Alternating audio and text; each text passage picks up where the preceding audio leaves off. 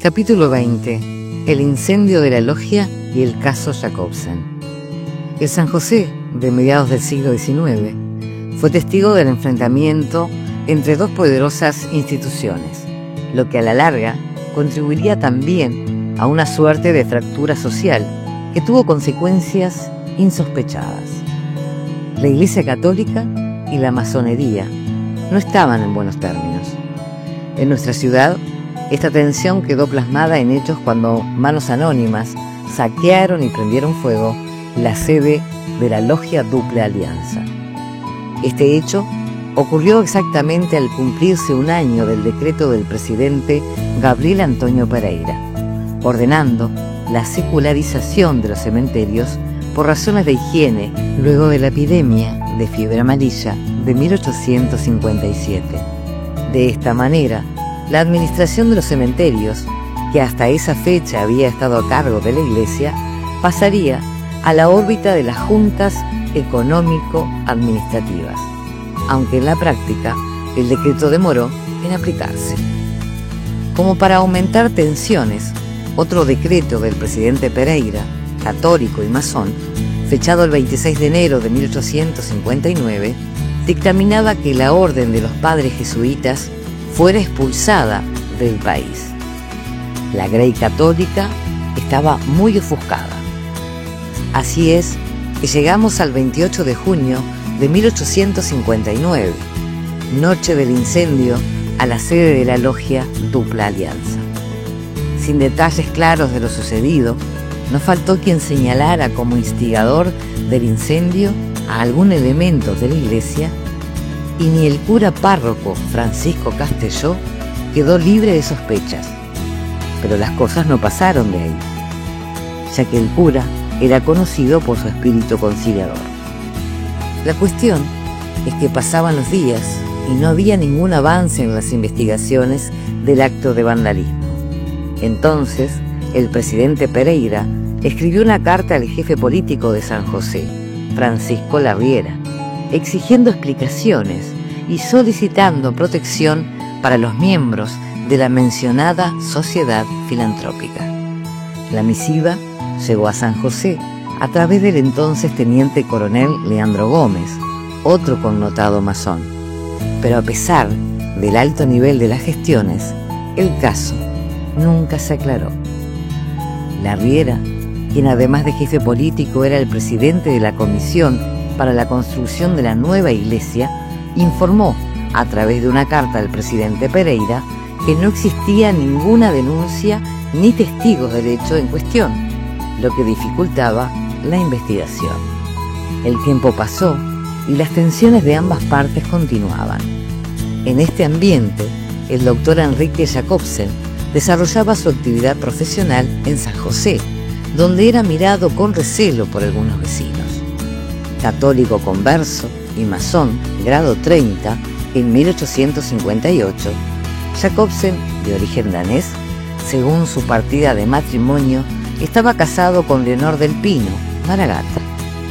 Iniciando la década de 1860, gravemente enfermo, impedido de trabajar y en medio de una precaria situación económica, desde enero de 1861 fue auxiliado por sus hermanos masones. Sintiéndose morir, el 10 de abril, pidió confesión al nuevo cura párroco de la iglesia de San José, Manuel Madruga, que estaba en posesión del cargo desde el 6 de enero de 1860. Este sacramento le fue negado en dos oportunidades, primero por el padre Madruga y luego por fray Juan González, dada su condición de masón y ante su negativa de abjurar a sus ideas. Finalmente, el 15 de abril de 1861, falleció en San José. Tenía, al momento de su muerte, 45 años. Luego del velatorio, sus deudos se encaminan al cementerio local para proceder al sepelio. En la puerta de la necrópolis los esperaba Madruga, quien impide el paso del cortejo y anuncia que le será denegada la sepultura por no haber muerto en la gracia de Dios. José Sierra, en ese momento jefe político de San José y venerable de la logia Dupla Alianza, instruye una comisión que conduciría el cadáver a Montevideo.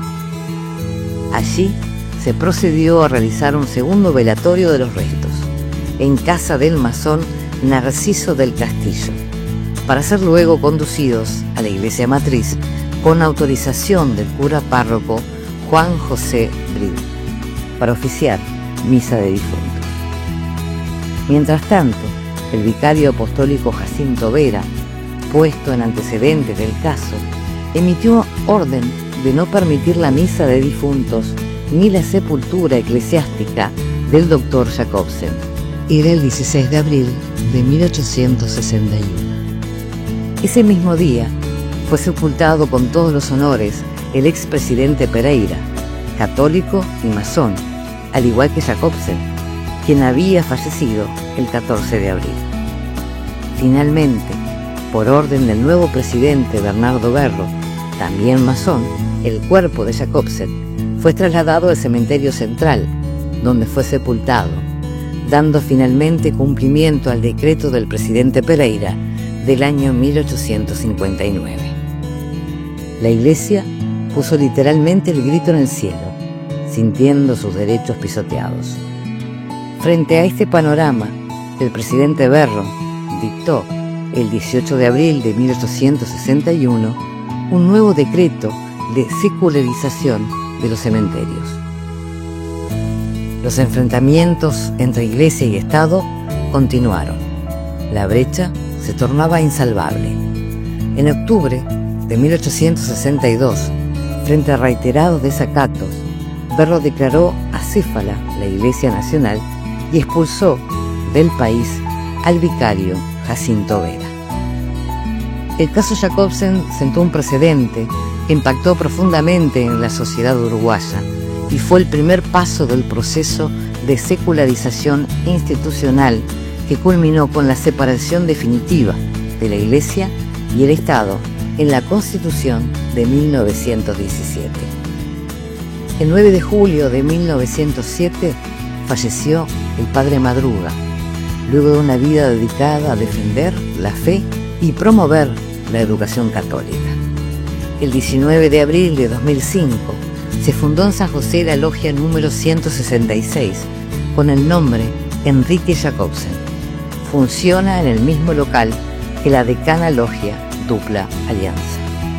El 29 de octubre de 2022 fue inaugurado en San José el primer monumento que recuerda la figura de Jacobsen. El 17 de diciembre de 2022, el Papa Francisco reconoció un milagro atribuido a Jacinto Vera. El 6 de mayo de 2023, Monseñor Jacinto Vera, considerado como el padre de la Iglesia Católica en Uruguay, fue beatificado.